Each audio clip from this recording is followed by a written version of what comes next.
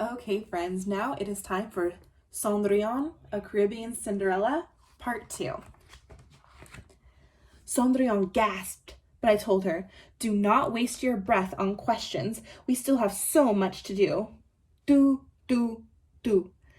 6 agoutis in a cage became 6 splendid carriage horses. Do.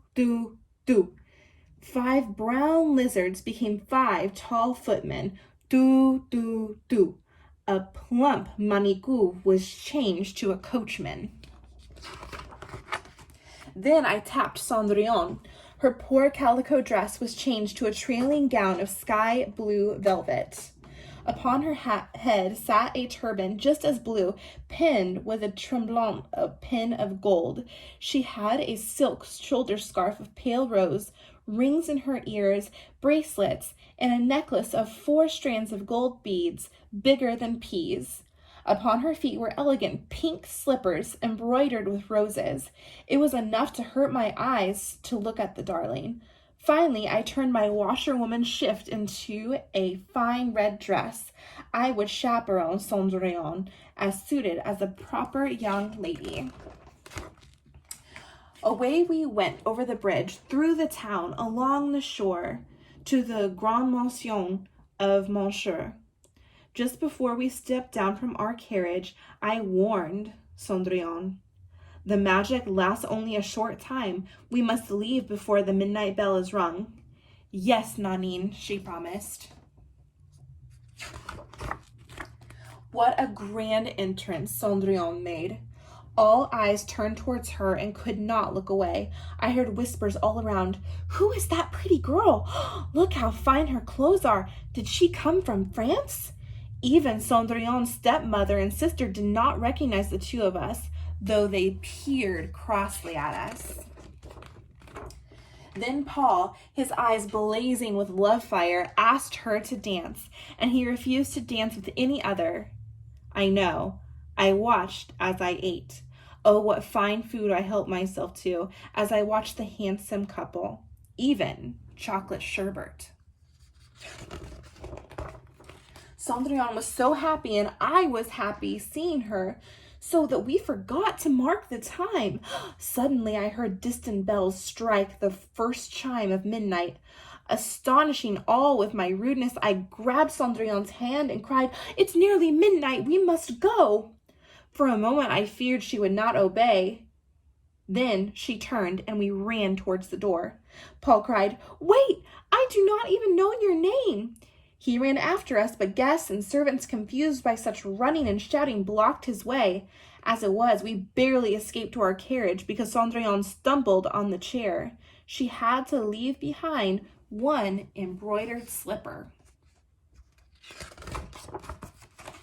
Off we sped into the night as I counted the chimes, and the moment I heard the 12th stroke, we found ourselves in the dusty road beside a smashed breadfruit.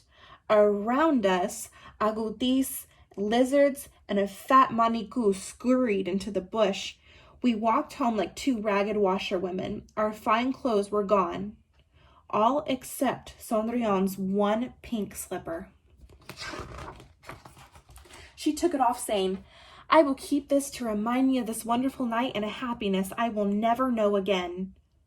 "But," I said, "I will help you visit Paul again." She shook her head. "I see now that it was not Cendrillon he fell in love with," she said. "He was under the spell of your wand. When the magic goes, the love, too, will fade from his eyes." "Alas," I said, "my plans have come to nothing. I cannot give you the gift of a love that would change your life for true." "Dear godmother," she said, kissing my cheek, "you gave me this night. It is enough." I did not see Cendrillon at the river the next day. When I called at the house, I found she was in bed. Madame and Vidaline said she was being lazy, but I saw that she was sick with a broken heart. I stroked her brow for a good long time until I heard a great commotion. When I looked for the cause, I found that Paul had arrived.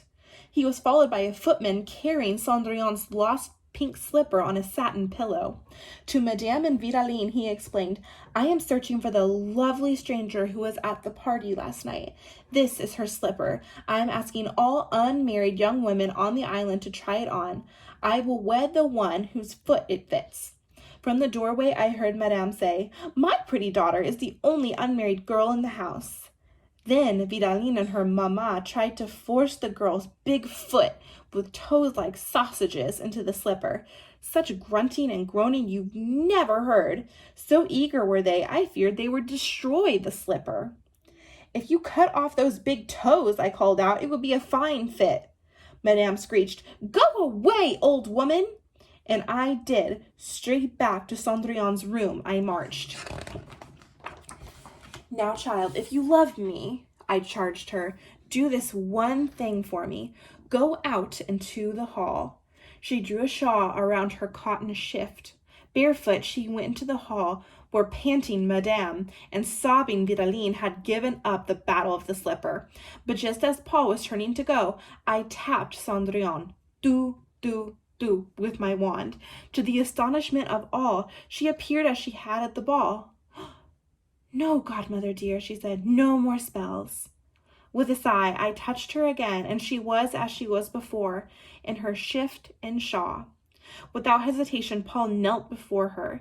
Gently, he placed the slipper on her foot. Then he said, You are as beautiful this minute as you were last night. And everyone in the room could see the true love in his eyes. Cendrillon and Paul were married soon after this. Even the King and Queen of France never had such a wedding. The guests ate and danced and sang and ate again for 3 days. I know because I was there.